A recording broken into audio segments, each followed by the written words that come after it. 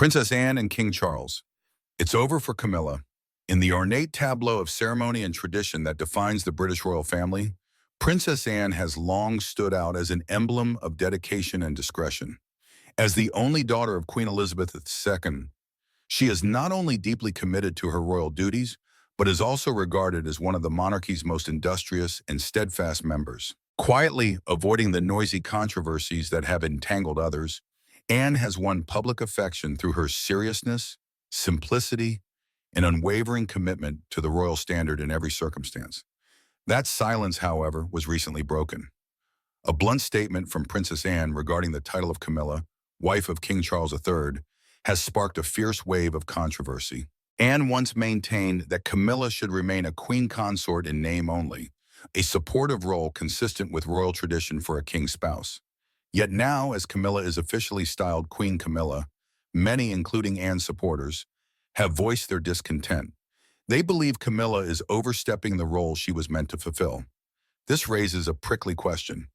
Who truly determines the boundaries of power within the royal family? A political bombshell.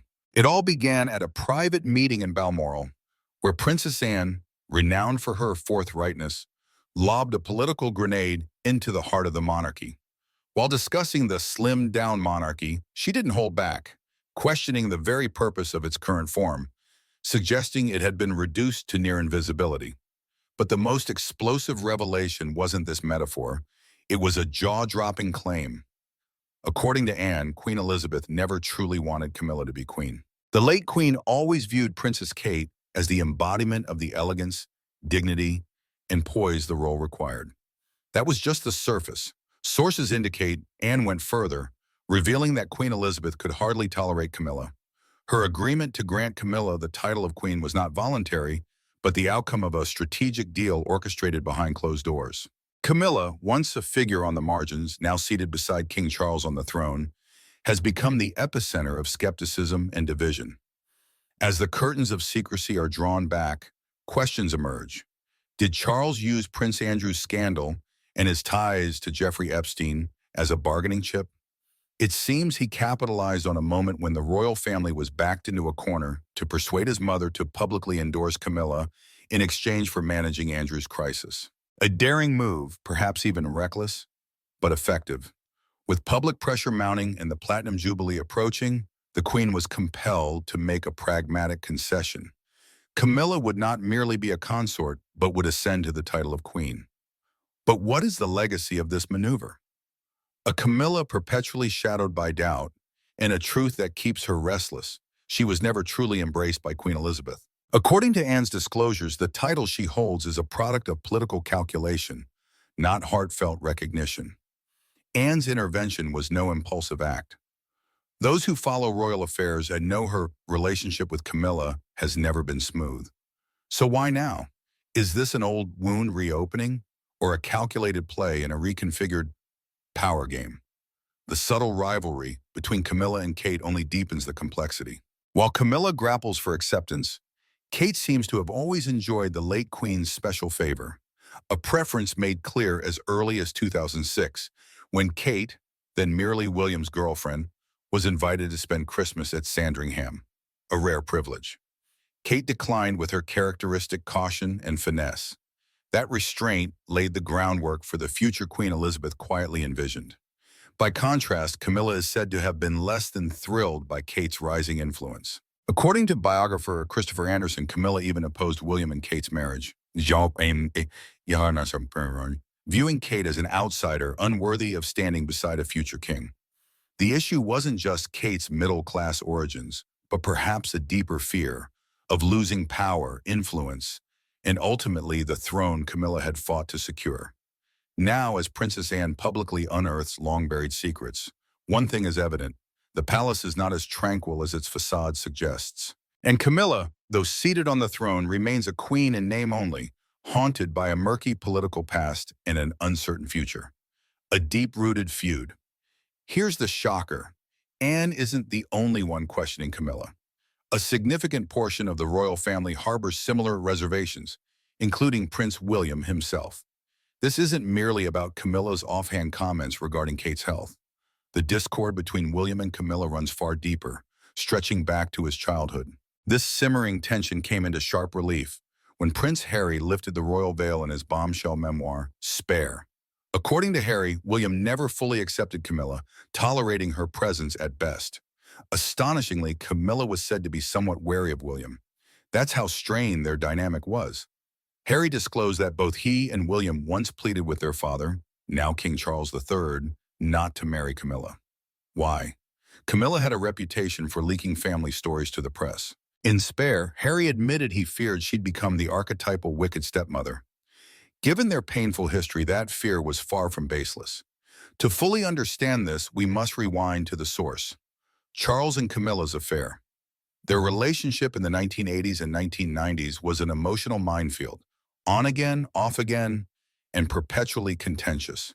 Princess Diana famously laid bare the emotional toll in her Panorama interview, declaring, "There were three of us in this marriage, so it was a bit crowded." Then came the heartbreak of 1997. Diana's tragic death in a car crash devastated the world and left William and Harry without their beloved mother. Amid that trauma, Charles's push to formalize his relationship with Camilla only deepened the rift with his sons. Despite their objections, Charles forged ahead. In 2005, he and Camilla married. William and Harry, with decorum, offered their father their blessing, at least publicly. While Harry's resentment lingered for years, William's stance appeared to soften over time, especially after Harry stepped back from royal duties in 2020. Reports suggested William and Camilla had established a fragile, if uneasy, peace. That truce was hard-earned. Both William and Harry reportedly struggled to trust Camilla, their loyalty to their mother enduring. They never formed a truly close bond with her, never confiding in her as they might with other family members. Surprisingly, one person played a crucial role in easing that tension: Princess Kate. Despite Camilla's earlier remarks about her, Kate remained composed, respectful, and gracious. Her calming influence reportedly helped smooth over persistent conflicts, opening the door to more civil interactions between William and Camilla. For a time, it seemed the worst was behind them. A delicate peace had settled over the fractured relationships, but that calm was short-lived. An enduring rivalry, Anne and Camilla. As Princess Anne reignites tensions buried beneath the dust of time, with the shadow of history still looming over the palace's cold stone corridors, a question persists: how long can this royal peace endure? On the surface, the relationship between Princess Kate and Queen Camilla seems to have cooled old conflicts. But on another front, a quieter rivalry smolders. Not between daughters-in-law, but between two women born with royal blood, Princess Anne and Camilla Parker Bowles. A conflict with roots so deep that even time hasn't fully healed it. To grasp the weight of this feud, we must return to 2005, when Prince Charles married Camilla. It was then that Queen Elizabeth II made a rare and deliberate move. She instructed her private secretary to draft a special decree ensuring Princess Anne would never have to curtsy to Camilla. A former courtier revealed this was no capricious act, but a purposeful effort to safeguard the dignity of Anne and Princess Alexandra, who firmly refused to recognize Camilla as a figure worthy of their deference. What drove Anne, ever a champion of royal honor, to reject a standard royal protocol? The answer lies in an older, tangled chapter from the 1970s. Back then, Camilla and Andrew Parker Bowles were in an on-again, off-again relationship. The bombshell? Andrew was also romantically involved with Princess Anne. Far from a tawdry, common love triangle, this was a genuine royal romantic circle with real emotions and consequences spanning decades. This emotional entanglement wasn't merely personal. It left a lasting imprint, so vivid that The Crown dramatized it in Season 3, stunning modern audiences with the depth and complexity of their discord. Within royal circles, many acknowledge that the tension between Anne and Camilla has never truly been resolved, like an old scar that throbs with a change in the weather. Make no mistake, nobody expects these women to become confidants. Yet, in an unexpected twist, the public witnessed a moment of apparent reconciliation. Last November, Princess Anne, as the long-standing honorary chancellor of the University of London, personally presented Camilla with an honorary doctorate of literature. They not only appeared together but displayed a rare warmth, as if setting aside the past. Then, in a wry turn of fate, it was Camilla, once exempt from curtsying, who knelt before Anne to receive the honor. The moment was startling. recalling that these two women were once adversaries, not just within the royal family, but in their personal lives. Was this a genuine détente, or merely a polished political performance under flashing lights and media lenses? At Buckingham Palace, every smile can conceal a blade. And with Princess Anne now entering a phase where she has little left to lose, what she's revealed may only be the surface of a power struggle emerging from beneath the royal veneer. A complex history of relationships. When Anne first met Andrew Parker Bowles, he was already known as a ladies' man. According to royal biographer Penny Junor, Andrew was notorious for infidelity, frequently entangled with multiple women, including some of Anne's friends. Here's the shocking part. When Camilla first met Prince Charles, she was fully aware Andrew was also involved with Anne. Rather than stepping away, she chose to teach Andrew a lesson by starting her own affair with Charles. What followed was a cascade of relationships that shaped royal history. Camilla and Charles's romance was initially stifled because the royal family deemed her an unsuitable match for a future king. Meanwhile, Anne's relationship with Andrew was doomed for a different reason. Royal protocol. As a Catholic, Andrew Parker Bowles was barred from marrying a royal under the Act of Settlement 1701. At the time, Anne was fourth in line to the throne and likely knew their relationship couldn't progress. But that didn't ease the pain. When Andrew ended things in 1973 and announced his engagement to Camilla, Anne was reportedly heartbroken. Devastated and perhaps seeking stability, Anne swiftly moved on, marrying cavalry officer Captain Mark Phillips. Her first marriage seemed promising at first, but cracks soon appeared. By 992, Anne and Mark divorced after years of reported infidelities on both sides. According to biographer Sally Bedell Smith, one of Anne's alleged lovers during her marriage was none other than Andrew Parker Bowles. As history records, Charles and Camilla married in 2005, cementing a love story spanning decades of scandal. Anne and Andrew's story, however, remains unresolved and intricate. The tangled web of royal relationships continues to fascinate, with deep-rooted tensions shaping dynamics to this day. Andrew Parker Bowles remained close to both Anne and Camilla despite their complicated past, likely a source of unspoken friction. Whispers persisted that Anne's feelings for Andrew never fully faded. Yet Andrew remained one of Anne's closest confidants, even serving as godfather to her daughter, Zara Tyndall, just as King Charles is godfather to Andrew and Camilla's son, Tom Parker Bowles. According to Sally Bedell Smith, the bond between Anne and Andrew went beyond mere friendship.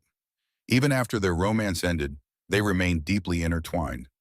Rumors swirled that their connection may have continued behind closed doors, even after their respective marriages. While Camilla ultimately won Charles's heart, Anne's unwavering presence in royal circles and her status as the Queen's daughter always seemed to give her an edge in their silent rivalry. For Camilla, who endured years of scrutiny as the other woman, Anne's confidence and untouchable royal pedigree likely added another layer of strain to their already fraught dynamic. The legacy of Kate Middleton.